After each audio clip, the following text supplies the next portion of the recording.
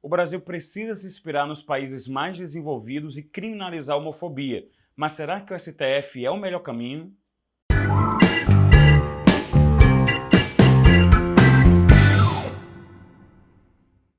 Olá, eu sou Luiz Pinheiro, advogado, professor e amante da cultura pop. Esse é o Direito à Cafeína e hoje vamos falar de duas ações que estão tramitando no STF para a criminalização da homofobia e da transfobia. A primeira delas é a Ação Direta de Inconstitucionalidade por Omissão, a ADO 26, que foi interposta pelo PPS, o Partido Popular Socialista. A segunda delas, o mandado de injunção 4733, foi proposto pela ABLGT, Associação Brasileira de Lésbicas, Gays e Transsexuais. As duas têm o mesmo objetivo, de que o STF declare que o Congresso Nacional, Câmara de Deputados e Senado tenha se omitido na sua função constitucional de proteção de grupos minoritários. Segundo os proponentes dessas ações, o Congresso Nacional deveria ter protegido homossexuais e transgêneros e acabou não fazendo isso. E aí essas ações querem que o STF aplique a Lei 7.716 de 89, conhecida como Lei de Racismo, a esses casos, a esses tipos específicos de discriminação. E é aí que começa a discussão, é um assunto que não é tão fácil. O artigo 1º dessa Lei de Racismo, 7.716, estabelece que são crimes as condutas que estão nessa lei que são baseadas em preconceitos de cor, raça e etnia, a gente aí vai discutir realmente racismo, mas também preconceito por religião e por origem nacional. E aí, com base nesses preconceitos, vão ser crimes, por exemplo, a atividade de incitar a discriminação, a atividade de tolher o acesso a prédios públicos para essas pessoas, de tirar delas oportunidade de emprego ou oportunidade de crescer na carreira profissional. Mas veja só, esses tipos de preconceitos que estão aqui, que alguns doutrinadores de direito penal chamam de racismo no sentido amplo, não estão incluindo outros tipos de preconceito, como preconceito de gênero, por idade, por orientação sexual ou por identidade de gênero. E aí que justamente entra esse pedido para que o STF aplique essa lei a esses tipos de discriminação. Só que o STF, enquanto um órgão do poder judiciário, não pode criar leis, ou seja, o máximo que ele poderia fazer é aplicar a lei de racismo a esses casos por analogia. O que seria analogia? É quando eu tenho uma lacuna na lei, ou seja, a lei não trata de um tema específico, e aí eu procuro outra lei semelhante, outra norma que trate de algo parecido para ser aplicado a esses casos. Então, aplico uma lei que trata de preconceito de raça, de etnia, etc., para um caso de preconceito por orientação sexual ou por identidade de gênero. O problema é que isso fere um dos princípios mais importantes do direito penal, que é o princípio da legalidade ou da reserva legal. Isso está no artigo 5º, inciso 31 da Constituição Federal, que estabelece que não há crime nem pena sem prévia cominação legal. O que quer dizer isso? Eu só posso ter um crime se ele tiver sido descrito na lei mesmo, tem que vir do Congresso Nacional, e tenha inclusive sido descrito de maneira detalhada, de maneira clara, para que eu saiba qual foi o crime que eu cometi e saiba se de repente eu não cometi crime, para que eu saiba que o meu julgamento está sendo justo ou não. Então só o legislador pode criar um crime, o judiciário não pode fazer isso. Nós proibimos a criminalização de uma conduta por analogia. Quando estamos gravando o presente vídeo, estamos no meio da votação do STF. Hoje, o ministro Celso de Mello, hoje, data da gravação, o ministro Celso de Mello acabou o voto dele. Ele fez ali uma regressão histórica sobre o que é a homossexualidade, o que é a questão de gênero, de identidade também de gênero. Ele falou dos crimes de ódio que esses grupos vulneráveis sofrem. Ele falou da obrigação da Constituição de proteger essas pessoas.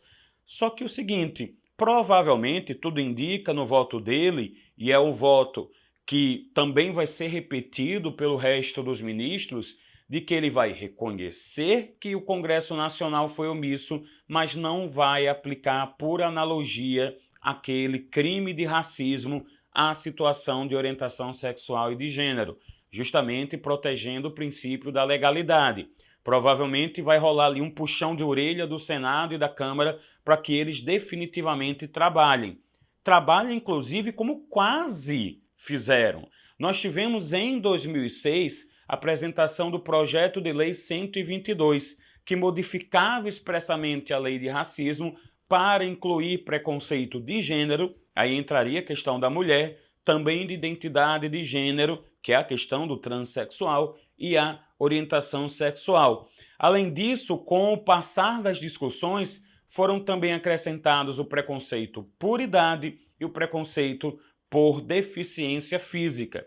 Esse projeto foi aprovado na Câmara dos Deputados, só que ele também precisava ser aprovado na segunda casa do Congresso, que é o Senado Federal. Problema, chegou no Senado, estacionou por lá e foi arquivado.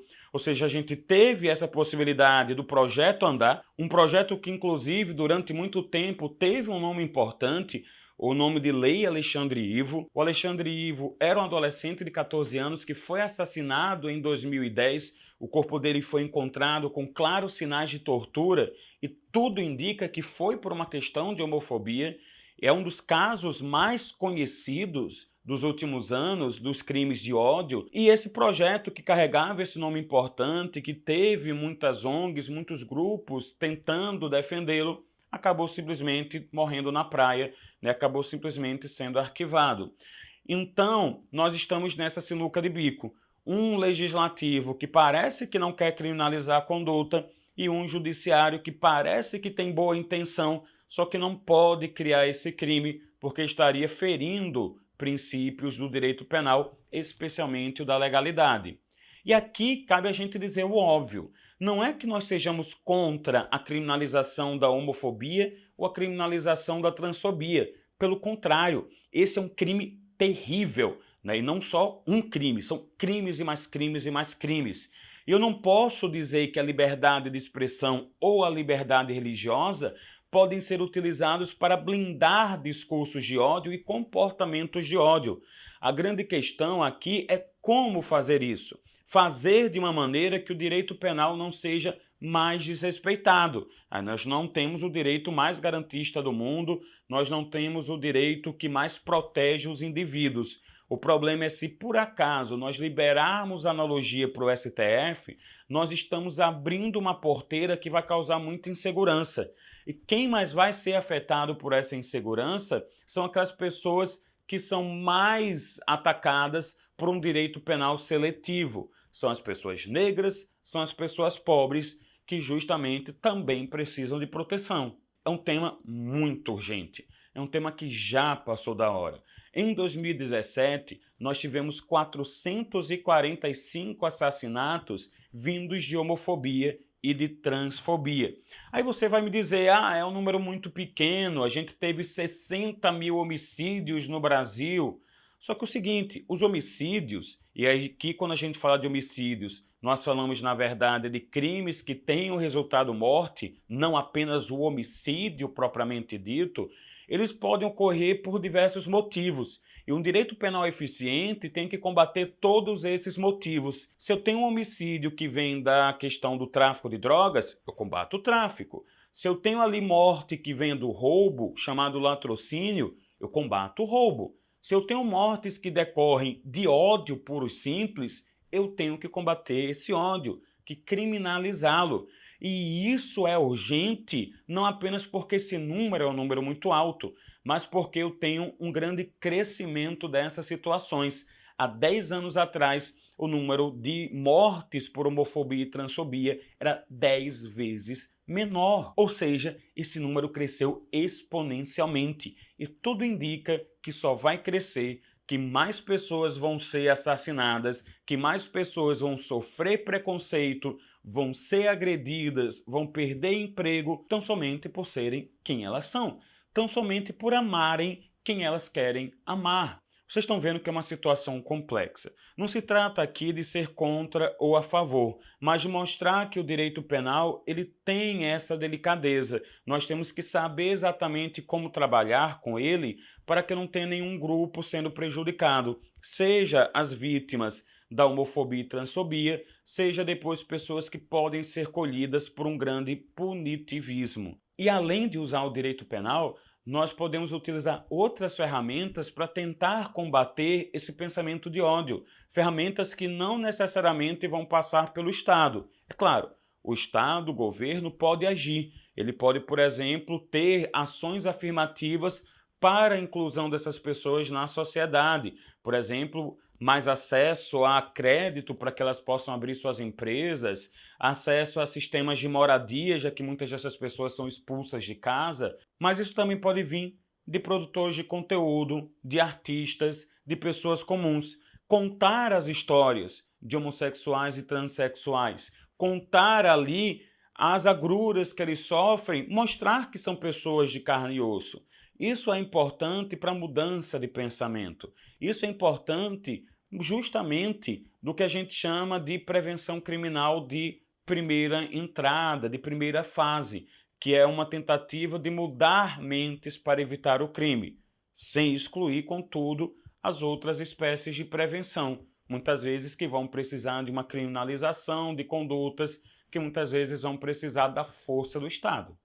Seguinte, a gente defender direitos de homossexuais, de transexuais, não quer dizer que nós vamos viver numa ditadura gay. A gente está simplesmente querendo que essas pessoas tenham os mesmos direitos das demais. Se você gostou do vídeo, curta, compartilhe com seus amigos que estão curiosos a respeito desse julgamento. Se inscreva no canal se você ainda não é inscrito. Inclusive, clica lá no sininho para ser avisado quando nós tivermos vídeos novos.